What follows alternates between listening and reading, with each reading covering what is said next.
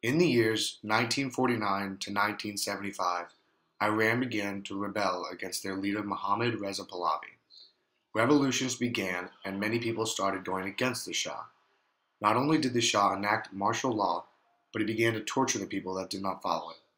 As his leadership went on, the people began getting angrier and angrier, eventually causing him to be exiled from Iran. Today, as we interview Mr. Pahlavi, we will see through his eyes how the years as Shah went.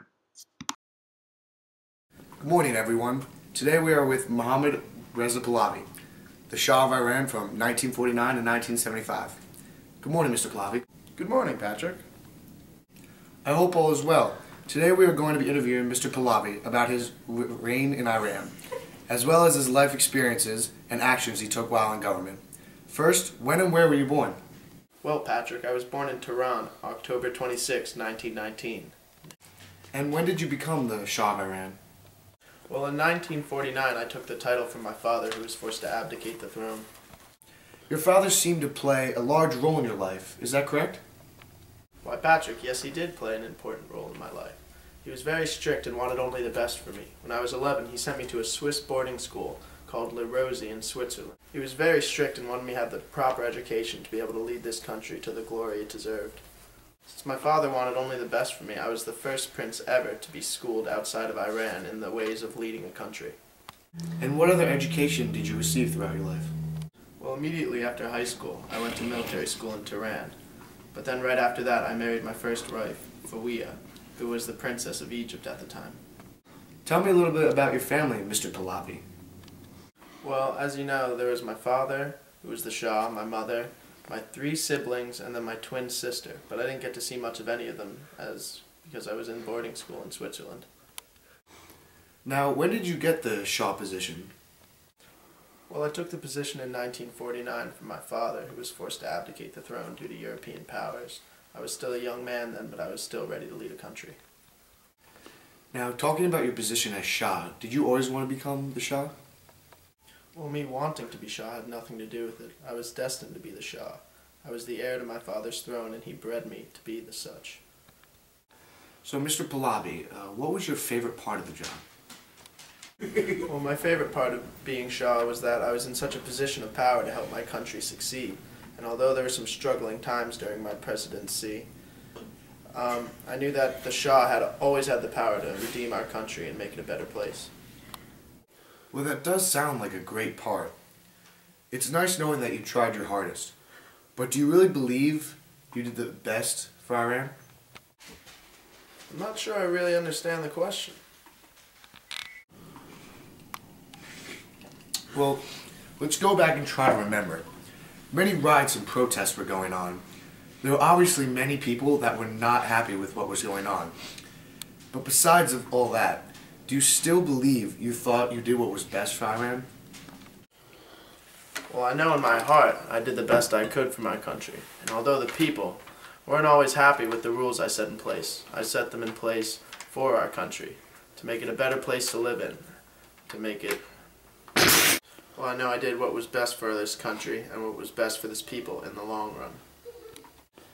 Do you understand the basis of why people were so angry?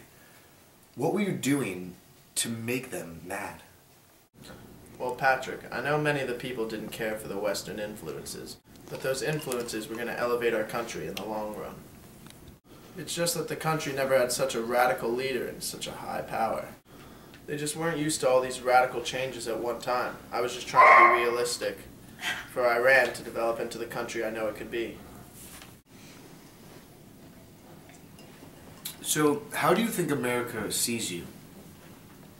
Well, I believe America sees me as an ally, and although these past couple of years have been a kind of rocky path, we're still allies and we still have a very good relationship. Does that mean you are not aware of the CIA profile on you? Profile? The CIA has a psychological profile on you. Really? It's the first I'm hearing about this. Well, can I tell you what they said? You certainly can. I'm all ears. They say it portrays you as a brilliant but dangerous maniac. He is likely to pursue what he believes is best, whether America believes it or not. I don't really understand what that means. It says here you're an uncertain ally. They have things here saying how you have all these grand plans, but you have no ability to finance them. Although you're reading this to me now, I still can't believe it to be fact. There's definitely a lot of things stretched in that report, and I believe that I learned a lot from America, even though they don't see me as such a great ally anymore. What does the West have that Iran needs, in your mind? The West has a lot of things I wish Iran had. It has democracy for one. It has rights for all of its people, no matter who they are or their class. And another thing, it treats its women right. Those women have the right to vote, and they have equal rights as their husbands. Now, let's be realistic here. We all know that you want to do what was best for your country. But we have reports that you, in doing what was best for your country, punished the rebels with torture. You believe that torture is the best way to help your country? I do not believe that torture is the best method to control people, but in certain situations it's called for. When people who would rather see me dead than in power are publicly attacking my image so that other people will be brought to their side, they need to be silenced, and I need to maintain control of a country that can one day be a much better country. So does that mean you're okay with the 52 Americans that were held hostage and tortured because of you? No, I felt terrible about the whole situation, but I needed to seek asylum in America to get treatment for my cancer. It certainly was a terrible side effect that those 52 Americans were held hostage and tortured. But if I had returned to the country, I would have been tortured, put on an unfair trial, and ultimately killed for crimes that I did not commit, for acts that I chose to do because it would help my country as a whole and help my people in the long run.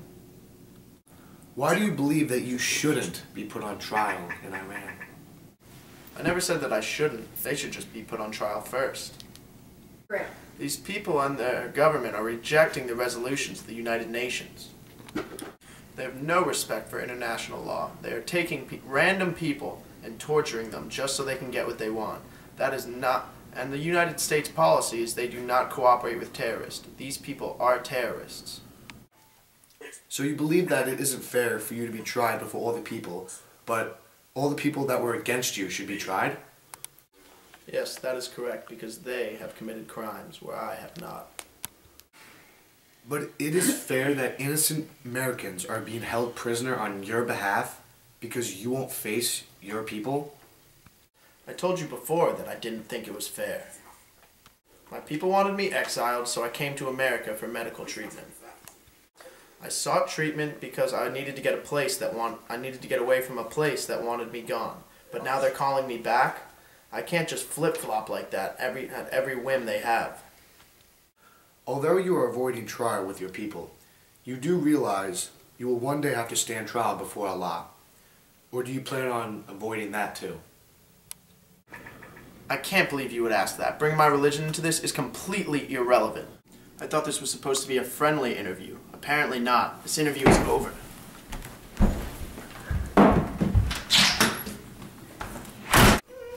Well, that's all we have for you today. I'm Patrick Smith. Thank you.